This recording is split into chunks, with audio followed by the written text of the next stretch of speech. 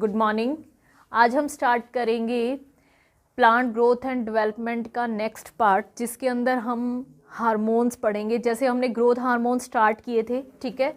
हमने कौन कौन से ग्रोथ हार्मोन्स पढ़ने हैं? ऑक्सीन, जिब्रेलिन,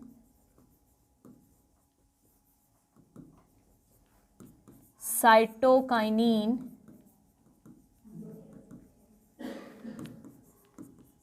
एब्सिसिक एसिड और इथाइलिन। तो हम अपनी लास्ट वीडियो के अंदर ऑक्सीन को कंप्लीट कर चुके हैं, है ना, ठीक है। ऑक्सीन हार्मोन है वो कंप्लीट हो चुका है। अब हमारे कौन कौन से रह गए? जिब्रेलिन, साइटोकाइनिन, एब्सिसिक एसिड और इथाइलिन। इन चारों को आज हम कंप्लीट करेंगे, ठीक है।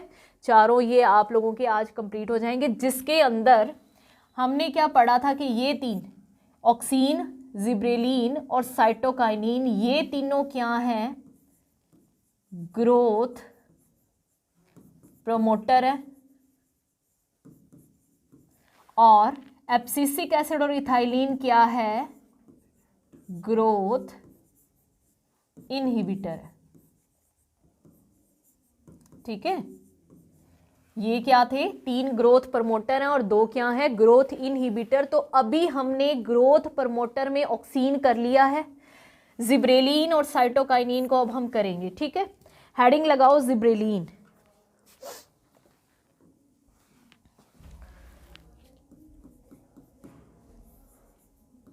जिब्रेलिन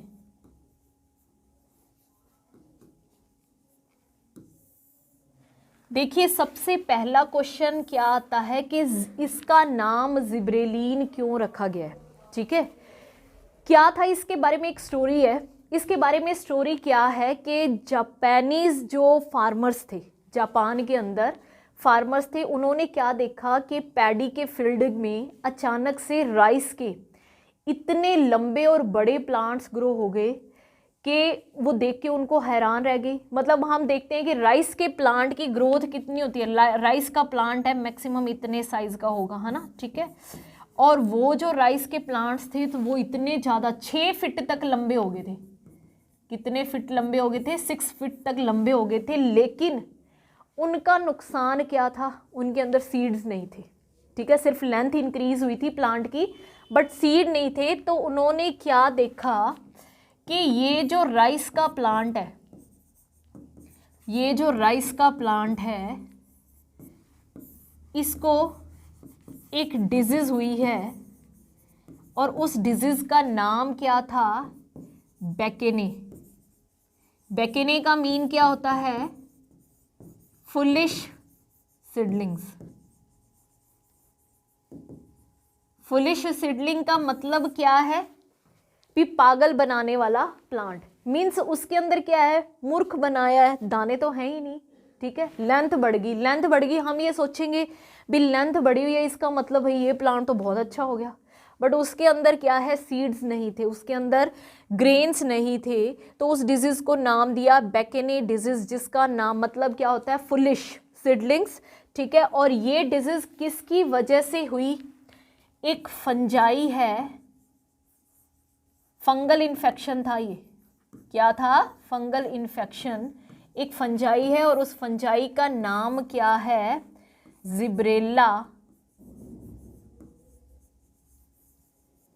फ्यूजिकोरी कोराई। जिब्रेला फ्यूजिकोराई, ये आपको याद रखना है, ठीक है। उस फंजाई का नाम क्या है? जिब्रेला फ्यूजिकोराई, ये आपको याद रखना है। समझ में आ गया? जिब्रेलिन है। अब देखो, जो ये प्लांट है जो बहुत ज़्यादा लंबा हो गया था, 6 फीट का हो गया था, इसकी जब स्टडी की गई तो इसके अंदर हमें क्या मिला? Gibberellic acid. क्या मिला? Gibberellic acid. इसका मतलब क्या है कि ये जो फंजाई है इसने क्या प्रोड्यूस किया? एसिड प्रोड्यूस किया, और उस एसिड का नाम क्या रख दिया? जिब्रेलिक एसिड रख दिया। तो यहीं से देखो, फंजाई का नाम है जिब्रेला फ्यूजिकोरी, एसिड है जिब्रेलिक एसिड, तो यहीं से ही ये नाम आया है जिब्रेलिन। यहीं से ही क्या नाम आया है, जिब्रेलिन। ठीक है, अब इसका काम क्या था जिब्रेलिन का? देखो अब तक आपसे ये क्वेश्चन पूछा जा सकता है, अब तक 100 जिब्रेलिन डिस्कवर किए जा चुके हैं। कितने जिब्रेलिन डिस्कवर किए जा चुके हैं? 100। ठीक है, और इनको कैसे लिखते हैं?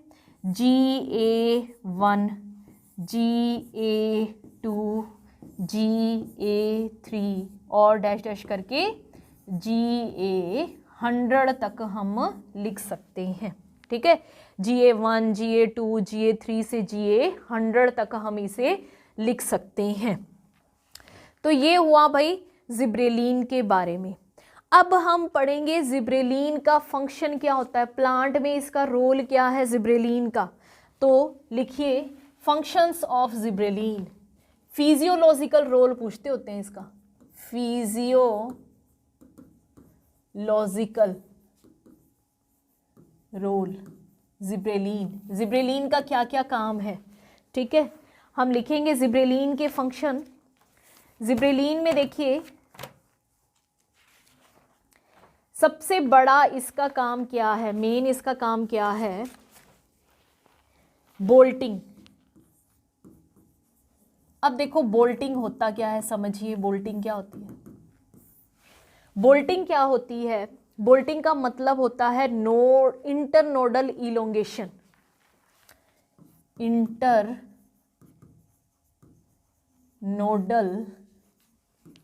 इलोंगेशन।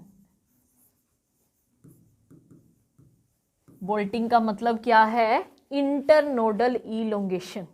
देखिए इसका मतलब क्या है, जैसे देखो बोल्टिंग में हम क्या कहते हैं भी, जैसे बीट रूट है, कैबेज है, पत्ता गोभी, सबसे इंपॉर्टेंट एग्जांपल इसका आप ले सकते हो। आपने देखा है इनके अंदर क्या होता है, इस टाइप से स्टेम होता है या फिर लकड़ी सी होती है जब हम इसको पत्ता गोभी वगैरह को कट करते हैं। ठीक है, ये एक स्टेम है, इसके ऊपर क्या होती हैं? नोड्स। क्या होंगी? नोड्स। इस तरीके से एक स्टेम का कैरेक्टर आप लोगों को पता है। एक स्टेम का कैरेक्टर क्या होता है? एक स्टेम के अंदर nodes and internodes present होती है। Nodes and internodes are present. क्या होती हैं? नोड्स और इंटर नोड्स प्रेजेंट होती हैं स्टेम के अंदर। तो नोड और इंटर नोड क्या होती है? ये जो है नोड है और ये भी क्या है? नोड है। और दो नोड के बीच में जो स्पेस है इसे हम क्या बोलते हैं? इंटरनोड। क्या बोलते हैं? इंटरनोड। ठीक है, जैसे मान लो ये अगर हम लार्ज इसको शो करें, ये एक स्टेम है,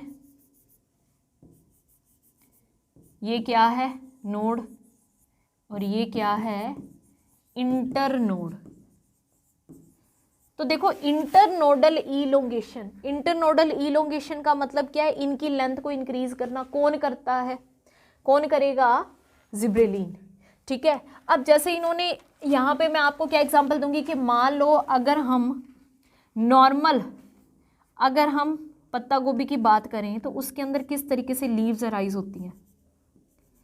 पत्ता गोभी में देखा है ना आपने, यहाँ पे ऐसे पत्ता निकलता है, ये पहला, फिर ये दूसरा,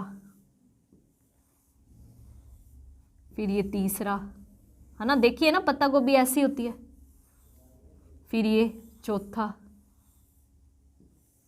इस तरीके से लीव्स निकली होती हैं। तो हम क्या देखते हैं कि ये जो पत्ता गोभी का फूल होगा ये बहुत ही ज़्यादा हार्ड अच्छा होगा और उसके अंदर बहुत सारी लीव्स प्रेजेंट है। ठीक है, लेकिन क्या करते हैं कि अगर भाई ये तो नेचुरली है, जब प्लांट के अंदर नेचुरल जिब्रेलिन है तो हम इसका इस तरीके से यूज़ करेंगे। अगर हम क्या है आर्टिफिशियली इसका यूज़ करें, मार्केट के अंदर जितनी भी वेजिटेबल्स वगैरह आती हैं उनके ऊपर क्या करते हैं? जिब्रेलिन का स्प्रे कर देते हैं ताकि उनकी साइज इंक्रीज हो जाए। अब हमने क्या किया, इस पे मान लो जिब्रेलिन का स्प्रे कर दिया तो क्या होगा भाई?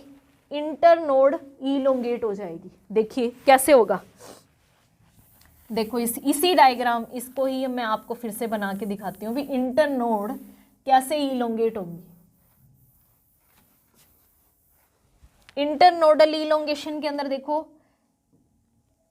ये मान लो अंदर वाला जो स्टेम है वो इस तरीके से है, एक नोड यहाँ पे है। अब पहले तो नोड्स पास पास थी, दूर दूर हो जाएंगी क्योंकि ये वाला जो पार्ट है ये लंबा हो गया, तो भाई एक पत्ता यहाँ निकलेगा,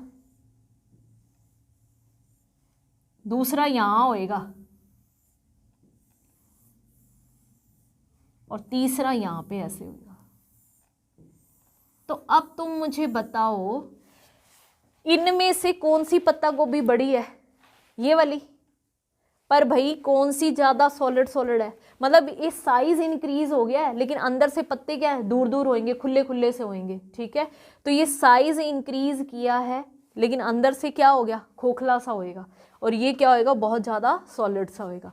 तो बोल्टिंग का मतलब क्या होता है, मेन तो आपसे ये पूछेंगे, आप क्या लिखोगे, इंटरनोडल इलोंगेशन। इंटरनोड की लेंथ का इंक्रीज होना इंटरनोडल इलोंगेशन है, ये कौन करता है, जिब्रेलिन। उसके बाद में अब देखो आपको ये पता चल गया भी कोई भी चीज़ है अगर वो साइज में छोटी है और हम उसको बड़ा करना चाहते हैं तो हम क्या है, जिब्रेलिन का यूज़ करेंगे। तो इसमें और इसके जो भी फीचर्स हैं वो लिख लीजिए, साथ में ही कर लेते हैं। सेकंड है बोल्टिंग के बाद ओवरकम फ्रॉम ड्वार्फिज्म।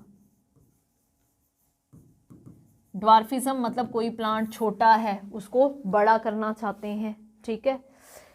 उसके बाद sugar cane, grapes, apple, grapes, इन सब के अगर हम क्या है, प्लांट का, फ्रूट का साइज अगर इंक्रीज करना चाहते हैं तो किससे कर सकते हैं, जिब्रेलिन से कर सकते हैं, ठीक है।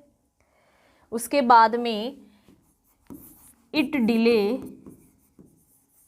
सेनेसेंस, SENECENSCE, सेनेसेंस का मतलब क्या होता है, बुढ़ापे से कह सकते हैं हम, मतलब ये क्या करता है, इट डिले सेनेसेंस मतलब प्लांट है उस मेच्योर होने को हम कह सकते हैं, ठीक है। मतलब उसकी मेच्योरिटी को कम करता है, उसके बुढ़ापे को कम करता है, उसकी एजिंग को कम करता है। एज भी आ सकता है यहाँ पे, सेनेसेंस का मतलब क्या होता है, एजिंग, मतलब उसकी एजिंग को कम करता है ताकि वो यंग रहे प्लांट, ठीक है। सबसे इंपॉर्टेंट यूज इसका ब्रीविंग इंडस्ट्री के अंदर, ये क्वेश्चन आया भी हुआ है एग्जाम के अंदर। नेक्स्ट इसका है ब्रीविंग इंडस्ट्री।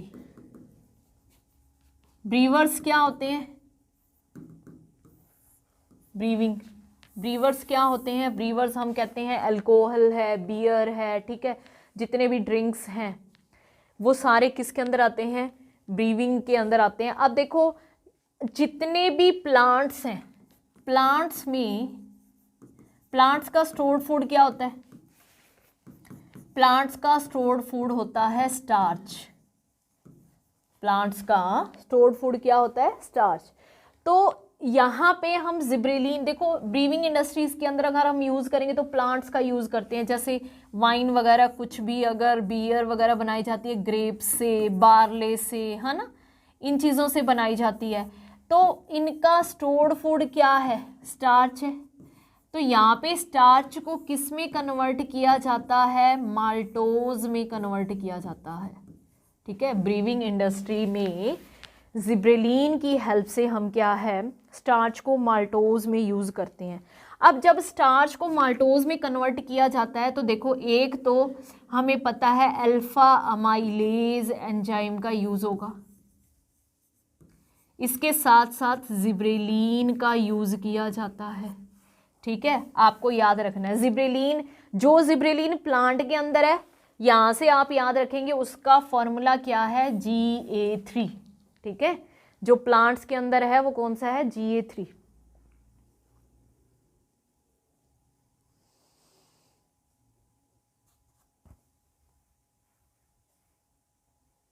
और लास्ट लिख लीजिए जिब्रेलिन का function, help in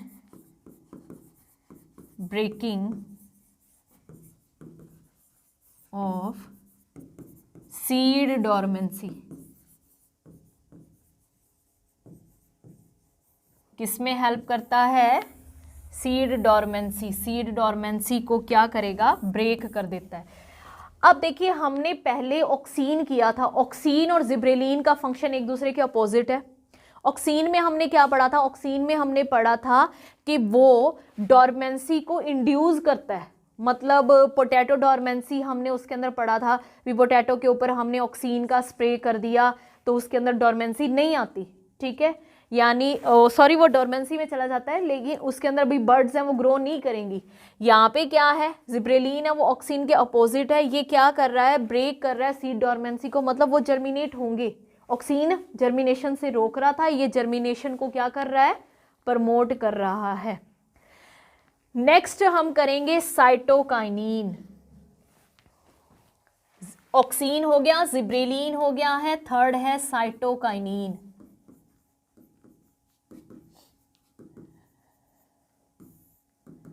third growth promoter है, ठीक है, साइटोकाइनिन। इसके बाद में हम क्या पढ़ेंगे? इथाइलिन और एब्सिसिक एसिड। साइटोकाइनिन है, ये किस में हेल्प करता है? देखो, इसका हर बार एक तो फंक्शन पूछा जाता है, बहुत बार इसका कंपटीशन एग्जाम में फंक्शन पूछा गया है कि साइटोकाइनिन का फंक्शन क्या है, इसका मेन काम क्या है? Help in cell division. ये आपको याद रखना है, ठीक है, help in cell division. Cell जो डिवाइड करती हैं वो किसकी हेल्प से करती हैं? साइटोकाइनिन की हेल्प से करती हैं। अब देखो, इसको डिस्कवर किसने किया था? इसको डिस्कवर किया था स्कुग एंड मिलर ने। किसने? स्कुग एंड मिलर ने। Discover by Skoog and Miller. और ये क्या होता है? स्कुग एंड मिलर ने इसको जो डिस्कवर किया था, किस फॉर्म के अंदर किया था? ये क्या है? मॉडिफाई फॉर्म है एडेनिन की। साइटोकाइनिन, इस पे स्टार लगा लें, 5 स्टार लगा लें। ये क्या है? मॉडिफाई फॉर्म है ऑफ एडेनिन। अब देखिए, यहां से आपको पता चलेगा एडेनिन क्या है। एडेनिन एक प्यूरिन है। थोड़ा सा इसको मैं आपको डिटेल में बताऊंगी। देखो, एडेनिन एक नाइट्रोजन बेस है। डीएनए आरएनए आप लोगों ने पढ़े हैं, वो हमारे अंदर भी जेनेटिक मटेरियल्स होते हैं, वो प्लांट्स के अंदर भी जेनेटिक मटेरियल होते हैं। तो डीएनए है, डीएनए की फुल फॉर्म क्या होती है? Deoxyribose nucleic acid. डीएनए किस किस से मिलके बना होता है? Pentose sugar, nitrogen base and phosphate group.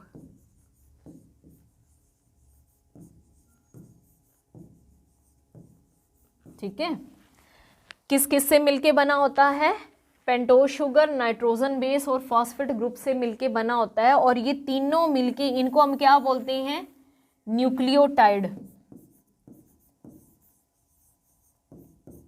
इसको क्या बोलते हैं? न्यूक्लियोटाइड। यानी हम क्या कहेंगे? डीएनए है वो न्यूक्लियोटाइड से मिलके बना होता है। इस टाइप के बहुत सारे पेयर्स, यानी बहुत सारी पेंटोज शुगर। पेंटोज शुगर का मतलब क्या है? 5 कार्बन वाली शुगर। नाइट्रोजन बेसिस और फॉस्फेट ग्रुप मिलके क्या बनाते हैं? डीएनए बनाते हैं। देखो, ये बताने का रीजन क्या है? क्योंकि यहाँ पे जो ये नाइट्रोजन बेस है ना, इन नाइट्रोजन बेस में से एक नाइट्रोजन बेस एडेनिन होता है। ठीक है, अब देखिए, नाइट्रोजन बेस हैं वो डीएनए के अंदर कौन कौन से होते हैं? नाइट्रोजन बेस डीएनए के अंदर होते हैं 4। एडेनिन, थायामीन, साइटोसिन और ग्वानिन। ठीक है, एडेनिन, थायमिन, साइटोसिन और गुआनिन। तो यहाँ पे अपन ने पढ़ा है कि साइटोकाइनिन क्या है, मॉडिफाई फॉर्म है एडेनिन की, ठीक है। साइटोकाइनिन क्या है, एडेनिन की फॉर्म है, यानी ये एक नाइट्रोजन बेस का मॉडिफाई फॉर्म है। अब इसके अंदर देखिए आप, इसमें ये लिखा है कि एडेनिन एक प्यूरिन है। एडेनिन क्या है, एक प्यूरिन है। अब देखो नाइट्रोजन बेसिस है ना, नाइट्रोजन बेसिस को 2 कैटेगरीज में डिवाइड किया है, प्यूरिन और पिरिमिडिन्स। किसमें, प्यूरिन और पिरिमिडिन्स। ये देखो इनके अंदर क्या है, इनको इस कैटेगरी में क्यों डिवाइड किया, जब हम इनकी स्ट्रक्चर करते हैं ना, तो स्ट्रक्चर के अंदर एक के अंदर क्या है, सिंगल रिंग होती है, एक के अंदर क्या है, डबल रिंग होती है। तो उस बेस पे इनको डिवाइड किया है। हमें वो स्ट्रक्चर्स नहीं करनी है अभी, वो हम करेंगे जब ये चैप्टर करेंगे। ये चैप्टर हम करेंगे मॉलिक्यूलर बेसिस ऑफ इनहेरिटेंस के अंदर, ठीक है। तो अभी फिलहाल मैं आपको ये बता देती हूँ कि नाइट्रोजन बेसिस है, उनको 2 कैटेगरीज में डिवाइड किया है, प्यूरिन और पिरिमिडिन। इनकी जो स्ट्रक्चर है उसके बेस पे, ठीक है, रिंग्स होती हैं इनकी स्ट्रक्चर के अंदर। तो प्यूरिन्स हमारे पास कौन कौन सी हैं, एक है एडेनिन,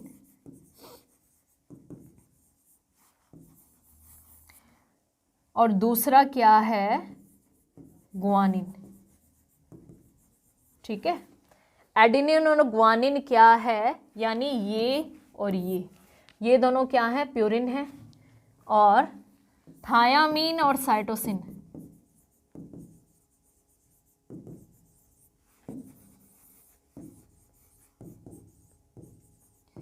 ये क्या है, पिरिमिडिन्स है, ठीक है। तो साइटोकाइनिन क्या है, एडेनिन की फॉर्म है, और ये एक टाइप का क्या है, प्यूरिन है। ये आपको याद रखना है, ओके।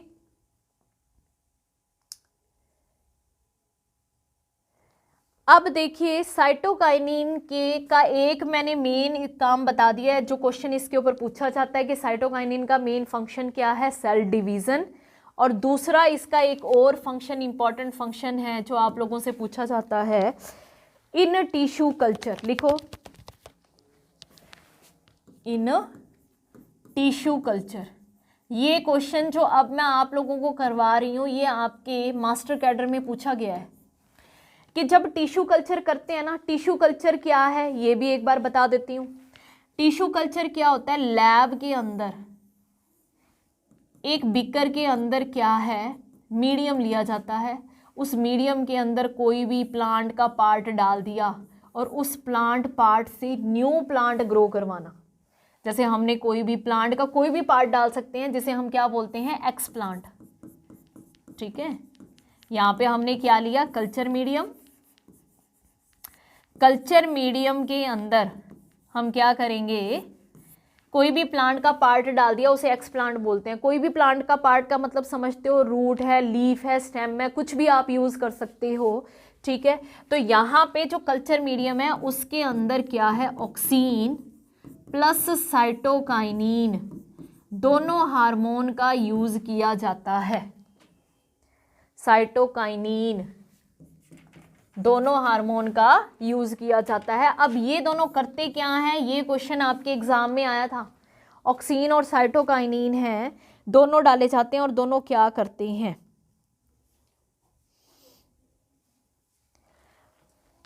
साइटोकाइनिन का काम क्या है, शूट फॉर्मेशन।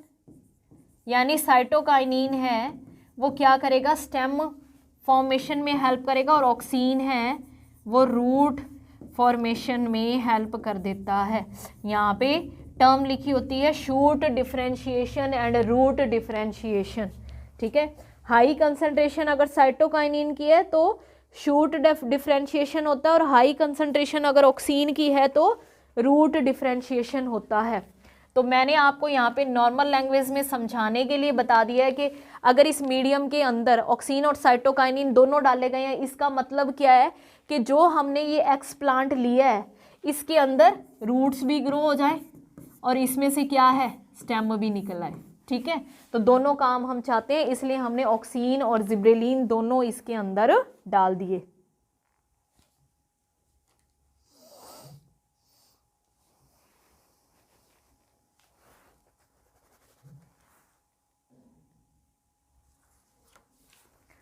अब आप लोगों के दो और हार्मोन रहते हैं, ethylene and abscisic acid.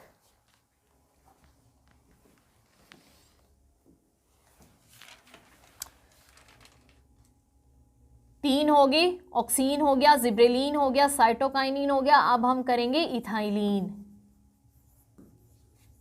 Ethylene के लिए देखिए एक क्वेश्चन तो क्या पूछा जाता है, गैसियस हार्मोन। ठीक है, ये क्या है, गैसियस हार्मोन है।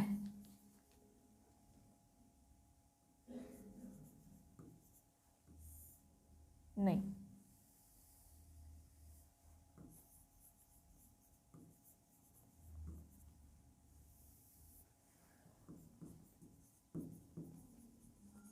ठीक है, ये क्या है, गैसियस हार्मोन है। एक मिनट रुको भाई, यहां पे लिखो।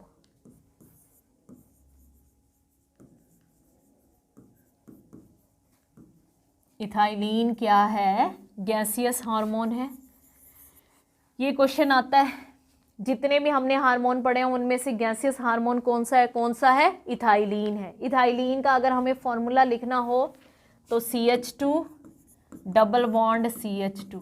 ठीक है, एक नेक्स्ट पॉइंट इस पे स्टार लगा के लिख लो, ये किस में हेल्प करता है, राइपनिंग ऑफ फ्रूट्स। इसको सबसे पहले डिस्कवर कब किया गया था, ऑरेंज है, जो राइपन्ड ऑरेंज है उनके अंदर सबसे पहले डिस्कवर किया गया था। तो पता चला कि फलों के पकने में ये हेल्प करता है। क्वेश्चन एक आया हुआ है, 5 स्टार लगा लो, प्रीकर्सर ऑफ इथाइलिन। मतलब क्या है, इथाइलिन किस अमाइनो एसिड या किस से बनता है, क्या लिखोगे, मीथियोनाइन। मीथियोनाइन अमाइनो एसिड है, उससे क्या है, इथाइलिन बनता है। मीथियोनाइन इसका प्रीकर्सर है, इसकी वजह से फ्रूट्स पकते हैं। ये क्वेश्चन आता है कि फ्रूट्स के पकने के लिए, जितने भी फ्रूट्स हैं वो पक जाते हैं, येलो कलर के हो जाते हैं, उसके अंदर कौन हेल्प करता है, इथाइलिन हेल्प करता है। आप लोगों को एक और चीज़ पता होनी चाहिए, जैसे ये क्वेश्चन पूछा जाता है कि जो कच्चे फल हैं, जैसे बनाना है, उनको अगर राइपन किया जाता है, पकाया जाता है, तो आर्टिफिशली भी इथाइलिन का यूज़ किया जाता है, जिसका नाम क्या है, इथोफान। ठीक है, यहाँ पे लिखो, कमर्शियली या आर्टिफिशियली जो इथोफान मार्केट के अंदर मिलता है उसका नाम क्या है, कंपाउंड या फिर सोर्स ऑफ इथाइलिन क्या है, इथोफान। सोर्स ऑफ इथाइलिन क्या है, इथोफान। ठीक है, इसको क्या बोलते हैं, CPEA। CEPA है, sorry, CEPA।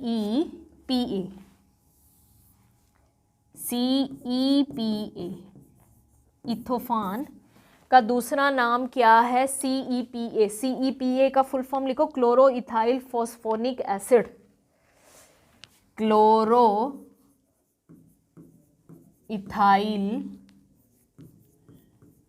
Phosphonic acid. Chloro ethyl phosphonic acid. ठीक है, CEPA।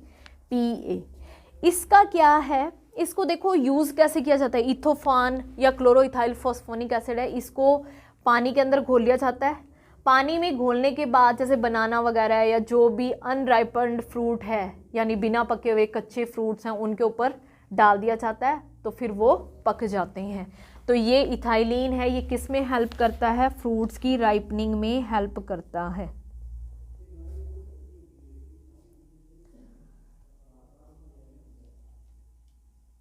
नेक्स्ट और लास्ट हमारा क्या है, ग्रोथ हार्मोन है, वो कौन सा है, एब्सिसिक एसिड। देखिए भाई, एब्सिसिक एसिड, इसको क्या है ए भी बोला जाता है। क्या बोलते हैं? ABA, abscisic acid.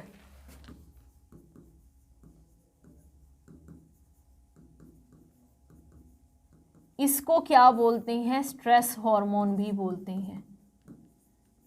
ये क्वेश्चन भी एग्जाम में आया हुआ है कि कौन से हार्मोन को स्ट्रेस हार्मोन बोला जाता है। ठीक है, कौन सा बोला जाता है? ABA। ABA का प्रीकर्सर क्या है? कैरोटीनॉइड्स।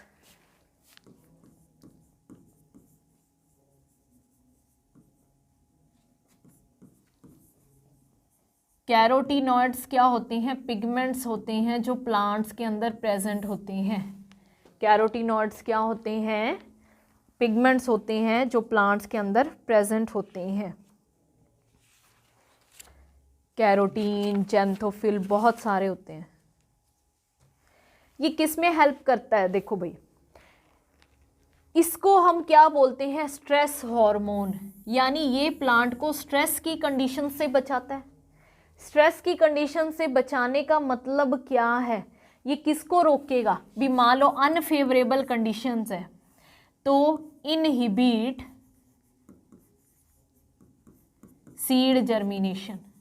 यानी कुल मिला के हम ये कहेंगे कि जितने भी प्लांट्स के काम हो रहे हैं ना, उन सबको रोकना, ताकि क्या है, उसको बचाया जा सके। अगर स्ट्रेस की कंडीशंस का मतलब क्या है? अनफेवरेबल कंडीशन है। अनफेवरेबल कंडीशन है, इसका मतलब है कि भाई उसको पानी कम मिल रहा है, उसको फूड कम मिल रहा है, उसके अकॉर्डिंग टेम्परेचर नहीं है, उसके अकॉर्डिंग एनवायरमेंटल कंडीशंस नहीं है, तो हम क्या कहेंगे? भी प्लांट को ग्रोथ को रोक लेना चाहिए। तो ये क्या कर रहा है? Inhibit seed germination. ओके, उसके बाद में ये क्या करेगा? Closing of stomata. Closing of stomata, stomata को क्या करेगा? क्लोज कर देगा। स्टोमेटा को क्या कर देगा? क्लोज कर देगा। ठीक है, इसी वजह से इसको स्ट्रेस हार्मोन बोलते हैं। तो इसका मेन काम क्या है? हर चीज को रोकना। ठीक है, ABA। तो ये आपका एब्सिसिक एसिड हो गया, स्ट्रेस हार्मोन, जो क्या है? स्ट्रेस की कंडीशन से प्लांट को बचाएगा। पांचों हार्मोन्स हैं हमारे हो चुके हैं। कौन कौन से? ऑक्सीन, जिब्रेलिन, साइटोकाइनिन, इथाइलिन और एब्सिसिक एसिड। ठीक है, ये आपके प्लांट के ग्रोथ हार्मोन्स हैं, जिनके अंदर से हमने क्या पढ़ा? 3 क्या है? ग्रोथ हार्मोन है, 2 क्या है? इनहिबिटर्स है। ओके, तो ये टॉपिक आप लोगों का आज कंप्लीट हो गया है। Thank you.